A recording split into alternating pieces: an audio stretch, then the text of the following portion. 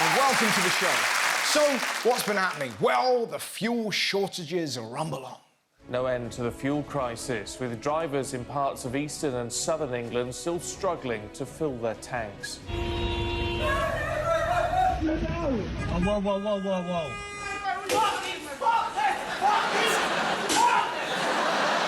It's like closing time at Wetherspoons.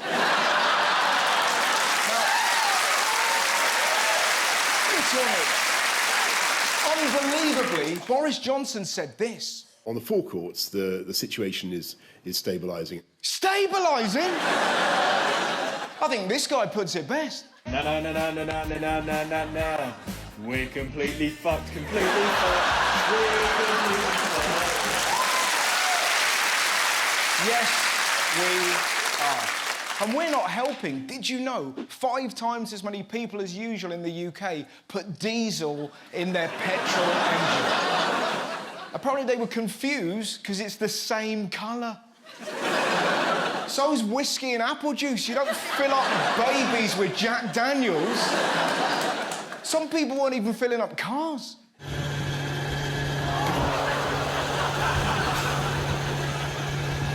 He's putting petrol in a bin. And yet, he's wearing a face mask. Don't want to get COVID when I'm turning my bin into a bomb. It's insane. Did you see what this guy took to a petrol station? Queuing for petrol. Queuing for petrol. We don't need petrol, 'cause I'm on a bike.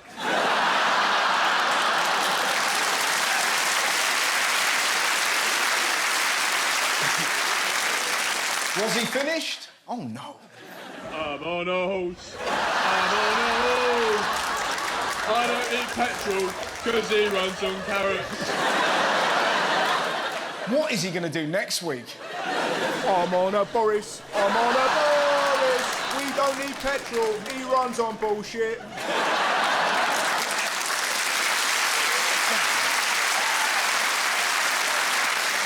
It is worth pointing out, it hasn't all been bad news. Nigel Farage, he crashed with van while trying to fill car with petrol. Yeah, apparently the van had to properly swerve to hit him. I'm joking. Our thoughts and prayers are with that van. Now, worryingly, the shortages could go way beyond petrol. The countdown to Christmas is upon us, and there are already some concerns about shortages of some of our festive favourites. The details are harrowing. Nut roasts may replace turkey. Exactly. Nuts instead of turkey.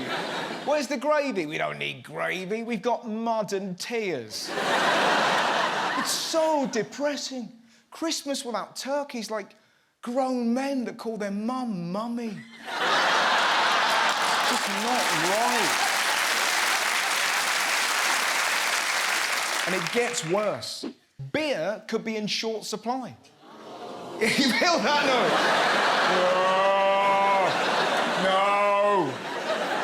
No. No beer. We can't do Christmas dry. We're British.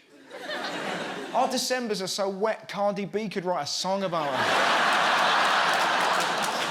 And the worst news of all, the UK faces Christmas without pigs in blankets. What are we having? Tofu in duvets? Gerbils in bog roll?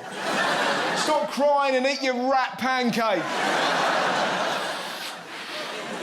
How bleak is Michael Bublé's Christmas album gonna be? Just have yourself a very shitty Christmas. Eat your neighbour's dog. Oh, God, that's not chocolate in my Yuletide love.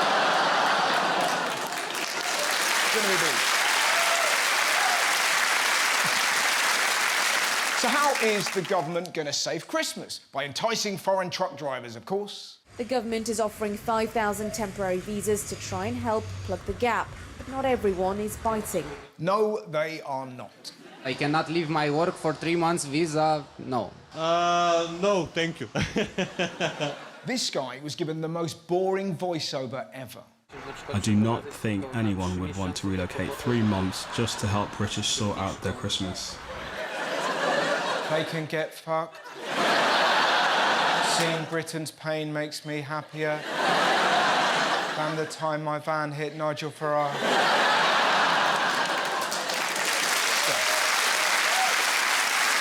The foreign drivers aren't coming. What's our plan B?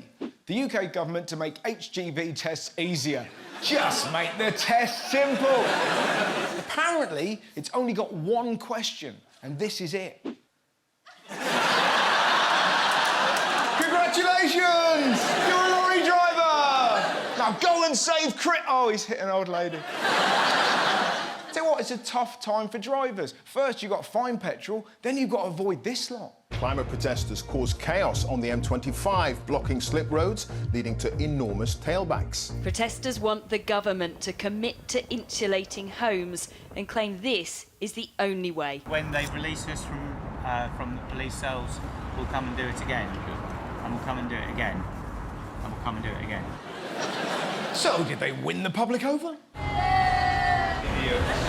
Teaching these children to do, eh? Sit in the middle of the road at your age. Come on, get up, move on. Get on out of it!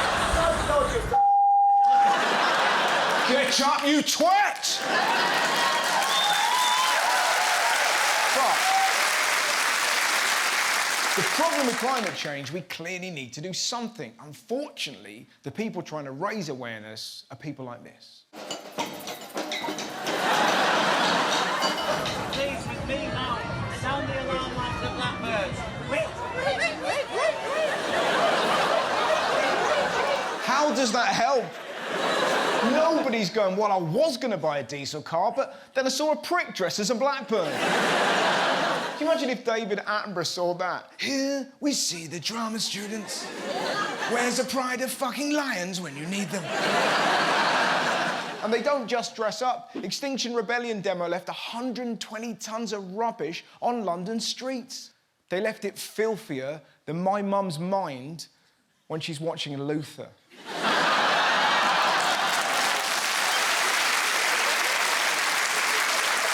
Mind you, littering is nothing. Have you heard about ecosexuals? Ecosexuals believe that having sex with the earth could save it. It is a different level of delusion. The planet's overheating. I'm gonna fuck a hedge. What are you doing? I'm trying to save the world is what I'm trying to do.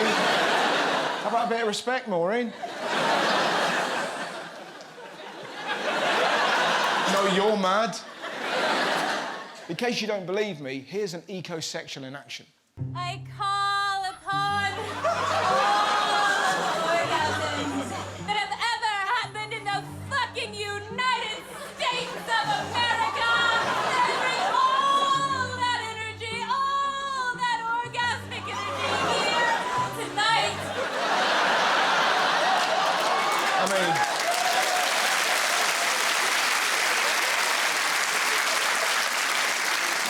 that's not going to save the planet. You're going to ruin your sheets. So I know what you're thinking. What gets an ecosexual horny? And I get especially turned on by trees. Who doesn't? Anything else? The moon is a very high-powered vibrator. Absolutely. The moon's a vibrator. Well, that would have changed the moon landing, wouldn't it? One small step for man. Houston, we have a problem. Christ, no wonder he's called Buzz Aldrin.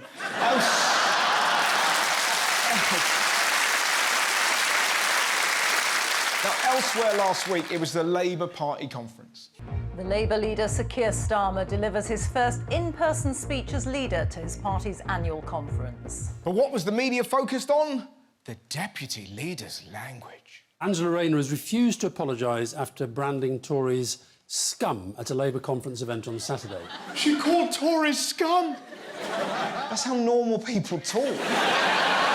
Besides, Boris has been called much worse.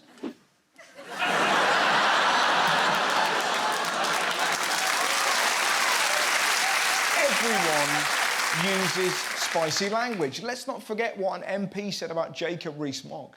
Though for preference for breakfast, Mr. Speaker, you will know what I like. It's Nanny's homemade marmalade on toast. Such a cunt.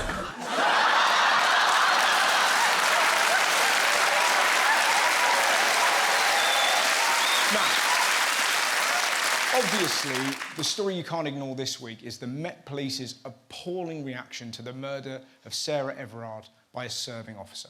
The head of the Metropolitan Police, Cressida Dick, has ordered an independent review into the force after its performance was strongly criticised following the murder of Sarah Everard. I'm not surprised they've been criticised. They were handing out advice like this. The Metropolitan Police have advised anyone who feels in danger after being approached by an officer in plain clothes to flag down a bus or shout to a passerby. It wasn't just buses. A crime commissioner said women need to be streetwise around the police. Women shouldn't have to be streetwise. The police should be trustworthy. Why is it whenever a man does something despicable, it's up to women to solve the problem? Upskirting, wear trousers. Dick pics, turn off your phone. Don't want to be murdered, don't go outside. It's not up to women, it's up to men. We need to change our culture. If you see a man shouting or harassing or making a woman feel uncomfortable in any way, call it out. Even if it's your mate. It's not a laugh. It's not banter. It's scary. In this country, a woman dies at the hands of a man every 3 days. Enough is enough. Join me after a break when I'll be talking to the writer and star of the new BBC sitcom, Alma's Not Normal, Sophie Willan. So, of course, I went charging through school, shit-faced. Dr. Riley blows his whistle. Sophie Willan, what the hell are you doing? I said, piss off, I'm trying to find batteries. Welcome back to the show. Now, the first guest tonight is one of the funniest new comedy voices in the country. Sophie Willan is an award-winning writer and comedian. In 2017, she was nominated for Best Show at the Edinburgh Fringe Festival, before becoming the voice of Channel 4's The Circle. And this year, she won a BAFTA for her darkly hilarious and critically acclaimed sitcom, Alma's Not Normal. I can't afford my rent, Mum's a mess, and I'm hanging at my arse. You tried feng shui? I don't think moving a fucking cake tin's gonna cut it, Grandma. Ladies and gentlemen, please welcome Sophie Willan!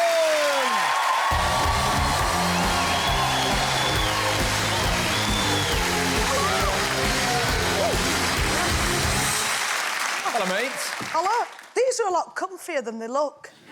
Everyone always says that when they come on. That's the first thing they kind of go, Yeah. yeah, it sort of works, doesn't it? It does work, yeah. And I understand you could, like, aren't you living in a travel lodge at the minute? Yes, I'm having a horrible time. So basically, I moved into a house and it should be fabulous this time of my life. I've just won a BAFTA. Woo, you know. I know. I wasn't fishing. I just... Anyway, I've rented this house. I thought it's got a nice garden, lovely, fabulous. Yeah. Moved in, I get a chest infection, feel very ill. Oh, no. Anyway, I got in. There was fleas from the last tenant. I know. I'm covered in flea bites. I had an allergic reaction to the flea bites. Bright red everywhere. That's why I'm wearing tights. I don't want to put you through that. And I was walking up the road with 2 bin bags of my laundry because you've got to clean everything. Oh, no. Yeah, and with covered in flea bites. And this woman winds her window down and shouts, Alma's not normal, woo! It's just a very weird... So then we checked into Premier Inn. It says how much you're loved at the minute that even insects want a piece of you. Yeah. Do you know what I mean? They're kind of clamouring. Do you know, BAFTA. Yeah. But this is what's interesting about the sitcom, which is fantastic. It's called Alma's Not Normal, if anyone hasn't seen it, and it's on the iPlayer. It's readily available. It's fantastic. But it's sort of semi-autobiographical. For people who haven't seen it, what's the sitcom about? I suppose it's about an eccentric family from Bolton. One of them has ginger hair. And basically, it's following the journey of these 3 women, really, and how they interact with each other. And there's been, you know, there's been trauma and there's been fractured relationships, but they're all trying their best to kind of pursue their dreams and connect with each other. Yeah. And there's a lot of humour and some sadness amid the way of it, yeah. Yeah, but I love some of the stories. Is like, I have to ask whether some of them are true, but the Ibiza story with your nan? Yeah, That's yeah. true? Grandma she got divorced, she chucked out the iron. she decided she was really into clubbing, and off we went. She bought a zebra print. She bought an all-in-one zebra print onesie and was like, we're off. And it was actually in Ibiza that I discovered acting, because Grandma went off clubbing to Café Del Mar. And I joined the Hotel Drama Club and I did my first performance. I played the crying clown, which feels quite fitting, really. Yeah. Similar tones in Alma, really. And I loved it. And Grandma said then, she said, you've got this, actually, you should do more of it. So Which is lovely. She's unfortunately passed away. Did she get to see any of it? She saw the pilot just before she died and she loved it. So that was fabulous for me, because it's a funny thing, dying, isn't it? Just before she died, she felt really unsure of what her life was. She was trying to piece it all together, and then she saw the pilot and went, I'm proud of every rebellious decision I've ever made. Wow. So that was fabulous. And then a month to the very minute that she passed away, I actually won the BAFTA. Well, no, we've actually got the footage of the moment that you discovered. Yeah. The BAFTA goes to Sophie Willan.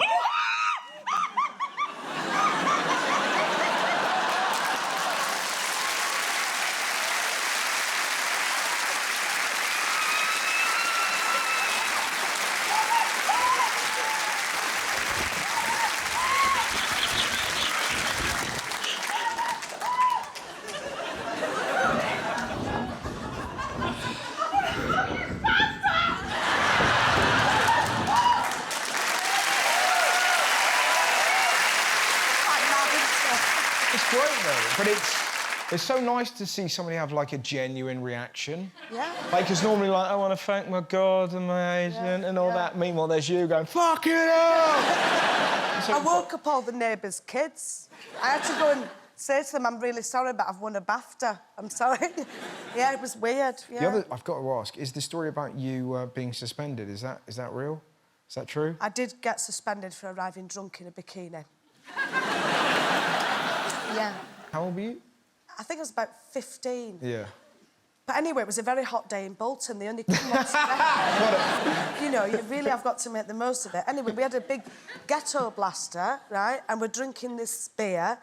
Anyway, the batteries died on the ghetto blaster. Right. Right? Is that the right... Am I old? Yeah. What? But I love it. Is it stereo? Speakers? I like Ghetto Blaster. I think it's nice. I've got an image of you kind of like, Well, hanging out with a kid and play. Thing. Yeah, no. Anyway, I thought, oh, well, I know where they've got batteries. They've got them in the tech department. So, of course, I went charging through school, shit-faced. So I'm not here to learn, I'm just here for batteries. Yeah. Dr. Riley blows his whistle. Sophie Willan, what the hell are you doing? I said, piss off, I'm trying to find batteries. And that was the situation. But it's kind of fascinating that you were suspended even though you didn't want to go to school anyway. No, but that's what I found funny. Yeah. Because I only used to pop in and do guest appearances anyway. So, the show deals with sex workers, mental health, addiction. Do you feel when you're kind of writing something, given also that it's quite close to your heart, do you feel like a sense of responsibility about that?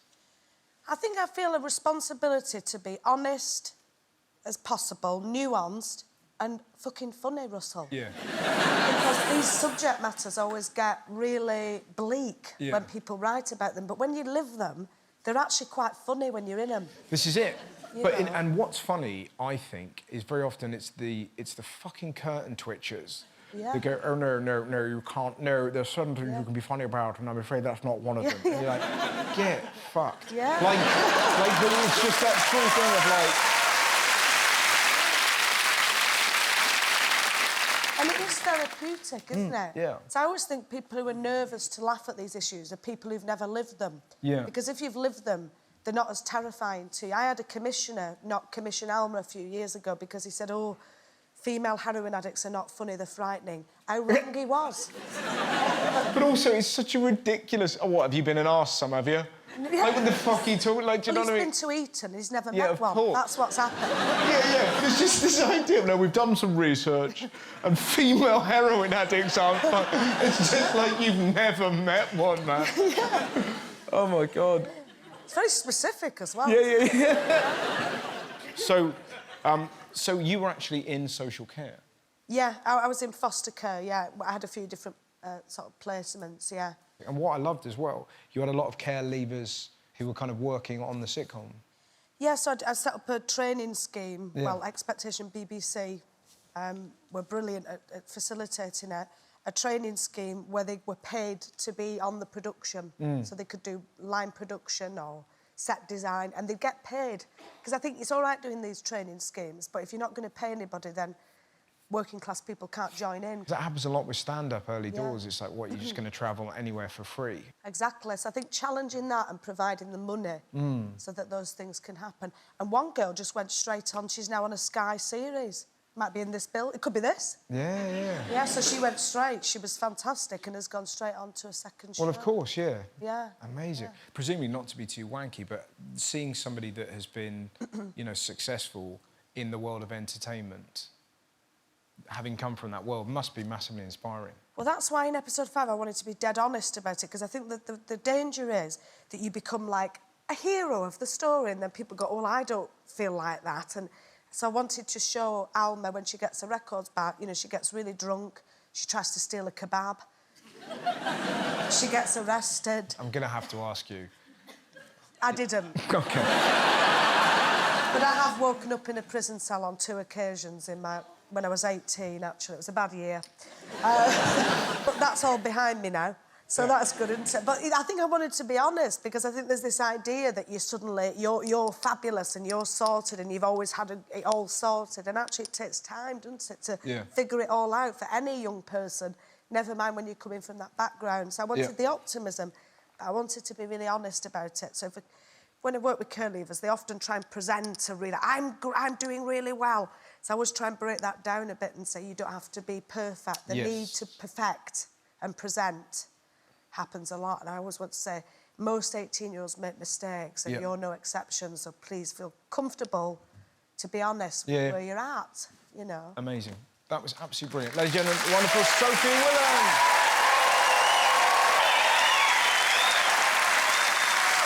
Now we've got some playground politics, and this week I chat to the kids about artificial intelligence.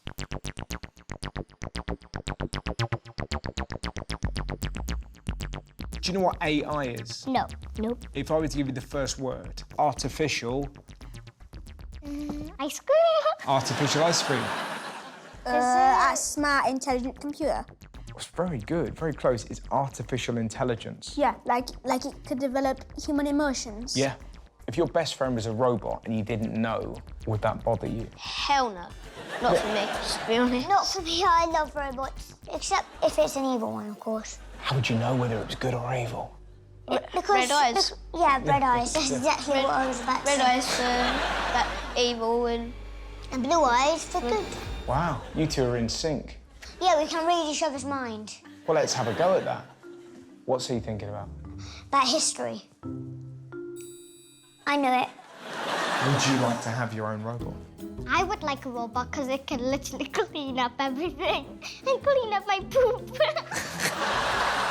So you're just gonna, because you've got a robot now? Yeah, I'm just gonna You're just not gonna bother with the toilet? No, the robot's gonna turn into a toilet and I'm just gonna poop in his mouth. Oh, God, Jesus. What I would say, if the robots ever become powerful and seek to attack their human overlords, you're done for. Be prepared, there's a list. There's washing up, there's making my bed, making sure I brush my teeth, making sure I brush my hair, making sure I put on my glasses, because I always forget to do that, making sure I put them back in their case when I go to bed, making sure that my little sister doesn't touch my night water, because I always have a little bottle of water and I try to keep it safe from my mum because she never lets me have water by the bed because my little brother always tips it down on himself. Oh. I mean, he's going to be a busy robot, isn't he? Yeah. 7 things. That's right. If you could become part robot, what would you like? I would Shark. Shark? Yeah. I would be like mandrews. Mandrews? What's They're a a type of monkey. Yeah. They have curved face paint on their face and buttocks. Buttocks? Yes. What are buttocks? The butts. So hang on. So you want to be a robot shark and you want to be a robot with a lovely big red bum. Good question. Is this live?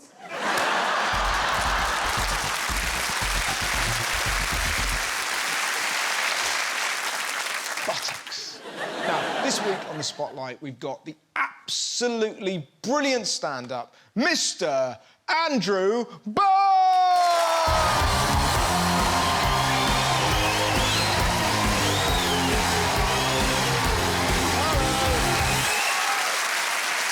Hello.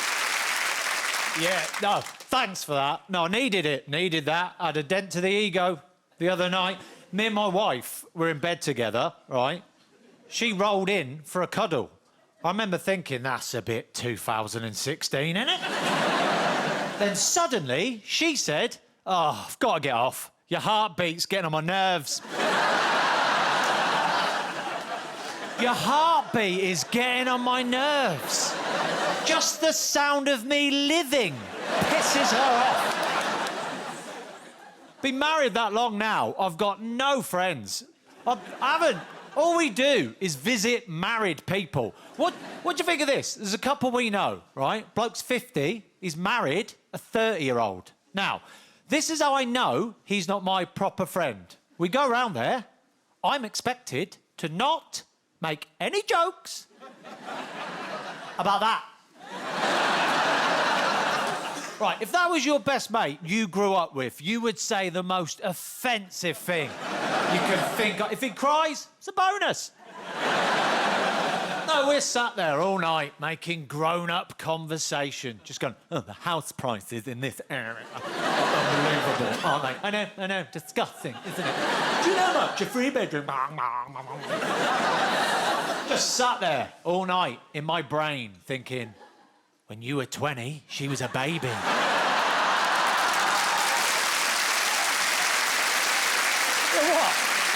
I'm not allowed to say it.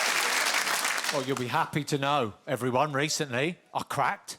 Couldn't hold it any longer.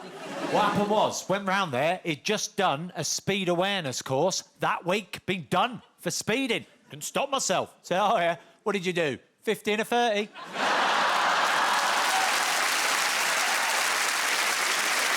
I'll tell you how I think we can achieve proper sexual equality in the world. What's holding us back, I think? The words we use. Our vocabulary is so masculine, it reinforces a male dominance and pisses women off. Think about it. There's male words in everything. Even the word female has got male in it. Woman has got man in it. Lady, lad in it. Even lesbian has got Ian in it.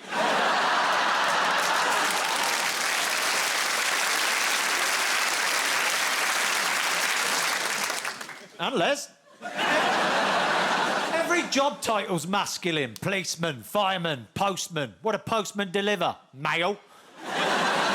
All through history. First words on the moon. What did he say? One small step for man. One giant leap for mankind. Imagine if he said that today. The abuse he'd get on Twitter for that. Buzz Aldrin would have been edging out a shot like, good luck with that tomorrow, Neil. They are going to lose their shit on loose women over this. I don't see why he couldn't have said human race. Good point, Carol. Tell us how to think. Anything that's physically or emotionally unpleasant for a woman has got a male word in the name of it. Time of the month. What's it called? Menstrual cycle. Women get to a certain age. What do they go through? Menopause. Oh, it's the menopause, is it? Maybe they can do it then. Give me my fan. After the menopause, some women have that operation. What's that called? Hysterectomy. Who's it done by? Gynecologist. So after the menstrual cycle, go through the menopause, have a hysterectomy by a gynecologist. What female words are there? Herpes. Thanks for listening. My name's Andrew Bird. Cheers.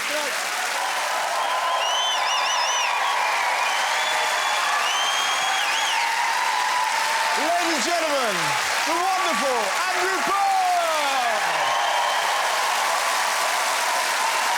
Join me after break when I'll be talking to a scientist who thinks we may be close to growing old without getting old.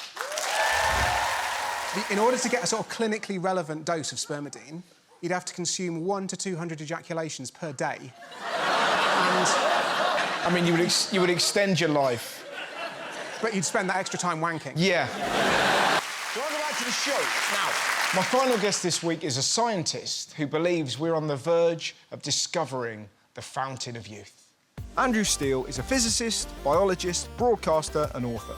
His groundbreaking work has led him to believe how we are on the verge of being able to stop or even reverse the ageing process. This is the most important and fascinating science of our time. Earlier this year, he released the book Ageless, in which he details how close to this discovery we are, envisioning a future where people routinely live into their hundreds.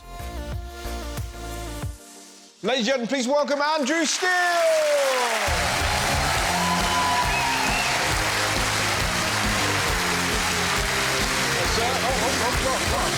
Hello, mate. I am unbelievably excited to talk to you. I really am. So the book is called Ageless, and it's about trying to get us to live until we're in our hundreds. How do we do that? How do I do it? Tell me the secrets. I'm really excited. What I really want to do with this book is change the way that we think about ageing. Because I think a lot of people, when they think of ageing, they think it's a natural process. It's just sort of part of being alive. You think of wrinkles, you think of grey hair. But in the book, I talk about it as the world's biggest humanitarian challenge. And that might sound a bit weird. But what I mean by that is, if you think about all the things that kill us in the modern world, you know, the cancer, the heart disease, the dementia, the strokes, these are the leading killers all around the globe now. And what that means is, if you do the statistics, over 2/3 of deaths all around the world, not just the rich world, are caused by ageing.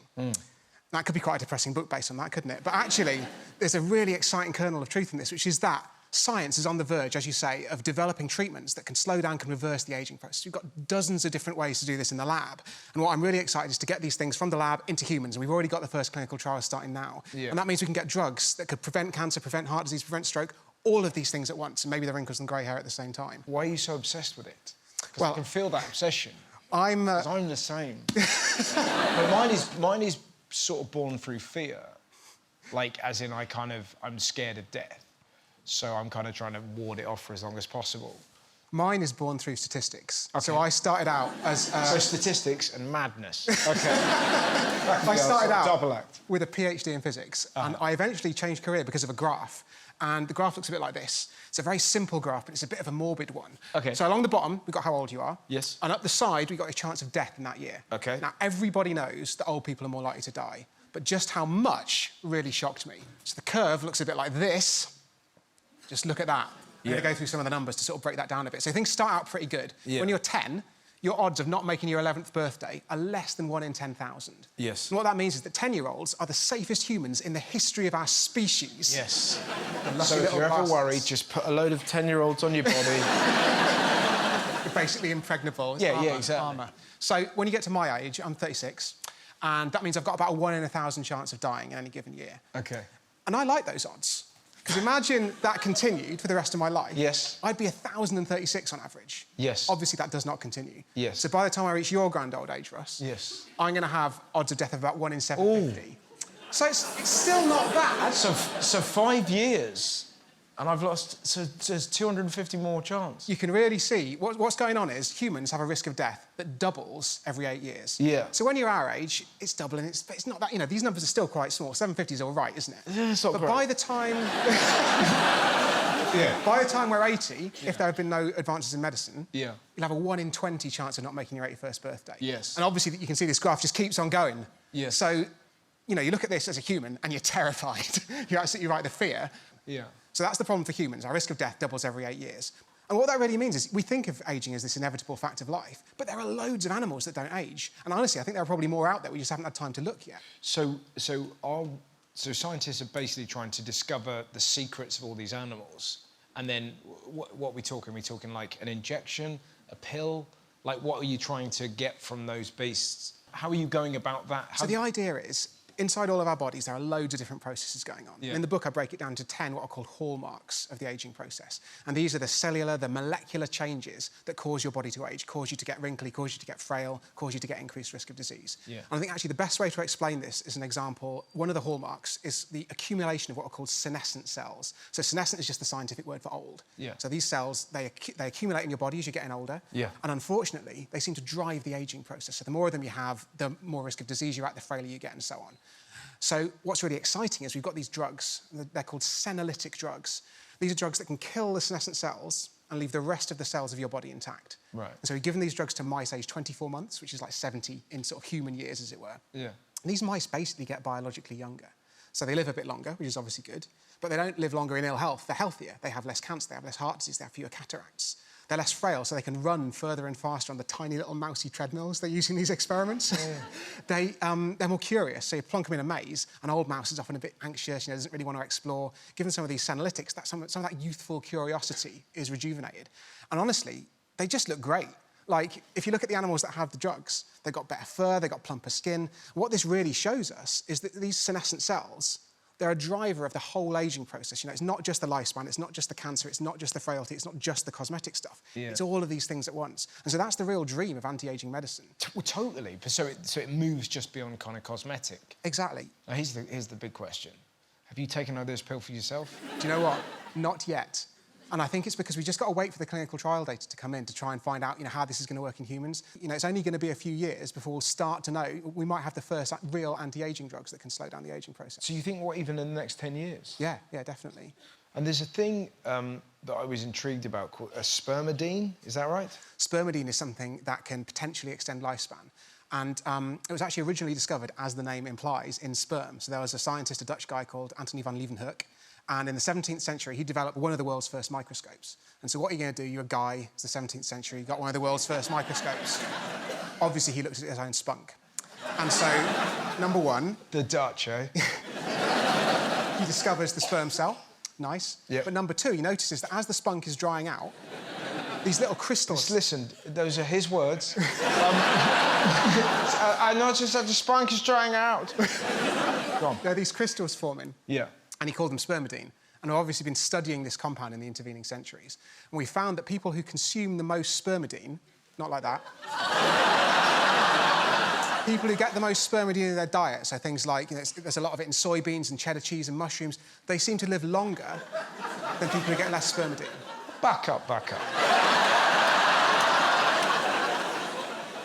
I was fully on board, with spermidine.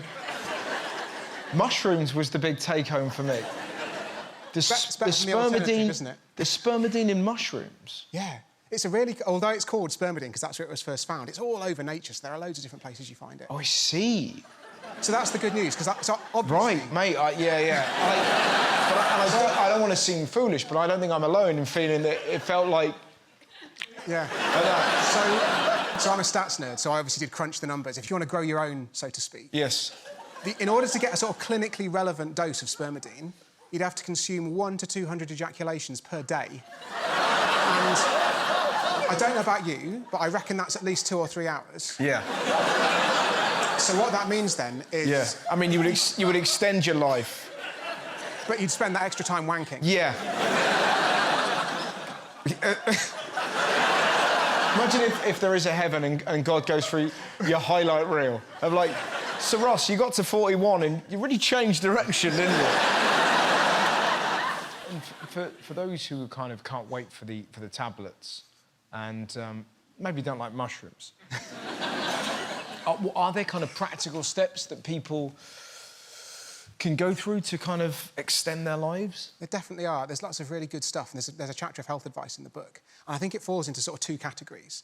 The first category is the stuff that everyone knows that they should be doing. Not eating too much, eating a good balanced diet, getting plenty of exercise, not smoking. And those things... Tick.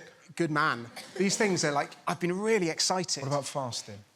Oh, that's a really tough one. It's, again, the problem is all these diet studies are so knotty. There's really good evidence that it works in animals, so eating less definitely lengthens the lives of rats and mice and... What if you look a bit rattish?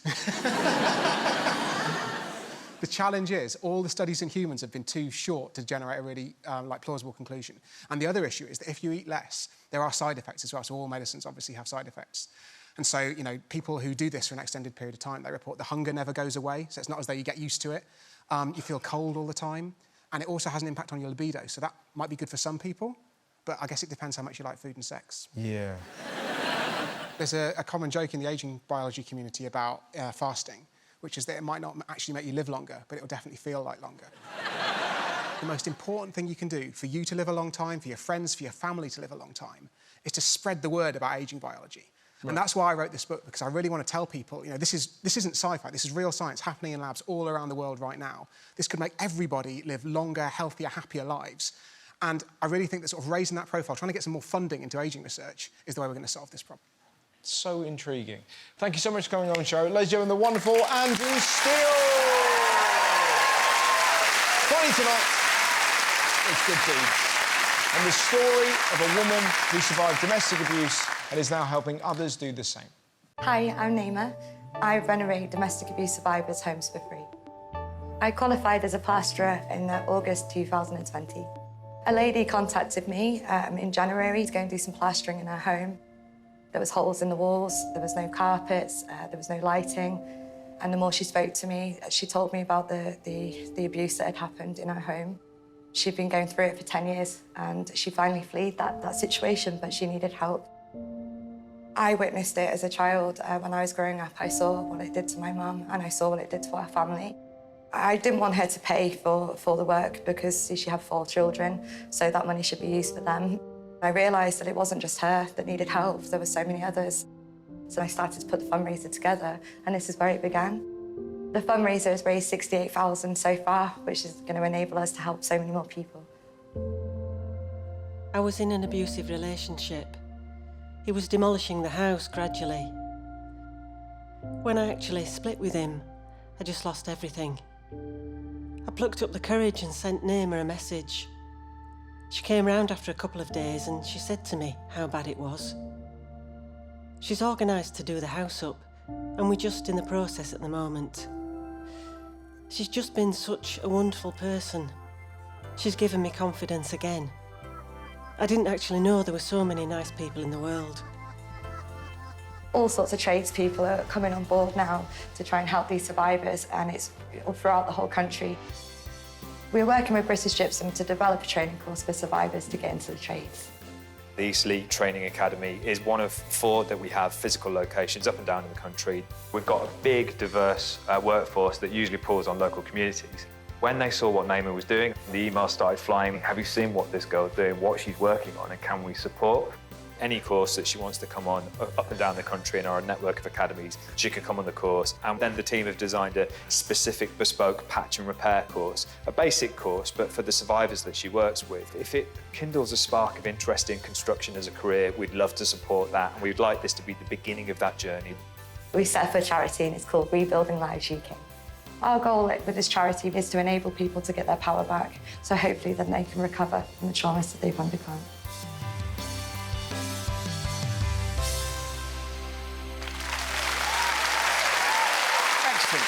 Thanks very much for watching the show. Good night, my friends. Good night.